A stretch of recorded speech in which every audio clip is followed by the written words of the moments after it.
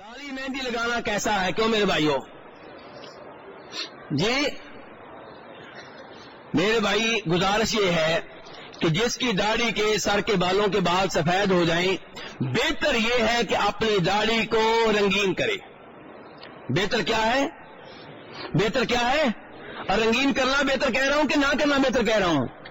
رنگین کرنے والا بہتر ہے اس سے جو رنگین نہیں کرتا، لیکن وہ رنگ استعمال کرنا جو مکمل طور پہ بلیک ہو، کالا ہو، اس کی اجازت نہیں ہے۔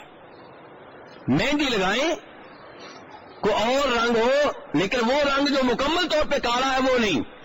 بخاری مسلم کی روایات میں سے ہے کہ جب نبی علیہ الصلوۃ والسلام نے مکہ فتح کیا تو آپ کے پاس جناب صدیق رضی اللہ عنہ کے والد گرامی کو لایا گیا۔ ان کے سر کے بال بھی مکمل سفید تھے اور داڑھی کے بال بھی مکمل سفید تھے۔